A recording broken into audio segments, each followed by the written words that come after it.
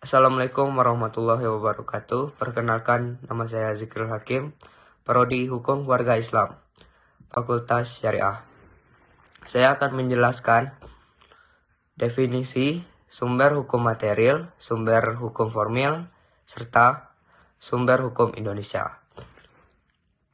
1. Sumber hukum material. Sumber hukum material adalah faktor-faktor yang mengaruhi isi dan terbentuknya hukum. Artinya, ia menjawab hukum itu ada dan seperti apa isinya. Sumber hukum material lebih pada dasar atau sebab yang mendorong lahirnya hukum. Contoh, agama. Misalnya, hukum Islam tentang waris memengaruhi KUHP Perdata dan kompilasi hukum Islam. Kesusilaan atau adat istiadat. Larangan menikah sedarah. Faktor ekonomi, politik, sosial. Misalnya, hukum ketenaga kerjaan lahir dari kebutuhan melindungi buruh.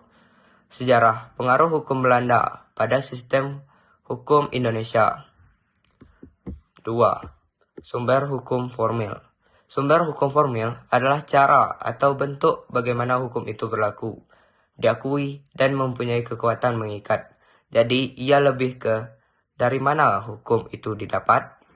Contoh, undang-undang. Misalnya, Undang-Undang 1945, Undang-Undang Perkawinan, kebiasaan, kostum, hukum adat, jurisprudensi, putusan pengadilan yang dijadikan pedoman, traktat atau perjanjian internasional, misalnya konvensi hukum laut,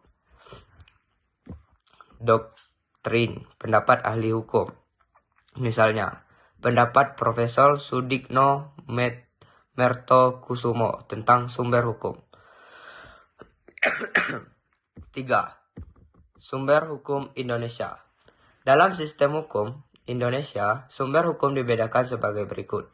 1. Sumber hukum formil utama, yaitu Undang-Undang 1945, TAP MPR, Undang-Undang atau Peraturan Pemerintah Pengganti, UU, Peraturan Pemerintah, PP, Peraturan Presiden, Perpres, Peraturan Menteri, Permen, Peraturan Daerah, Perda.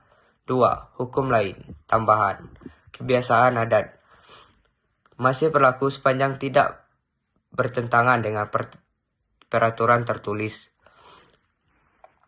Jurisprudensi, putusan MA yang tetap dijadikan acuan, traktat atau perjanjian internasional yang diratifikasi Indonesia, doktrin, pandangan ahli hukum yang dijadikan rujukan.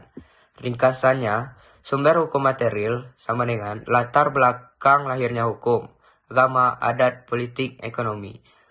Sumber hukum formil, bentuk konkret hukum yang berlaku seperti UU, jurisprudensi, adat, traktat, dan doktrin. Sumber hukum Indonesia, terutama Undang-Undang 1945, peraturan perundang-undangan, dan juga adat, jurisprudensi, traktat, doktrin. Sekian dari saya. Assalamualaikum warahmatullahi wabarakatuh.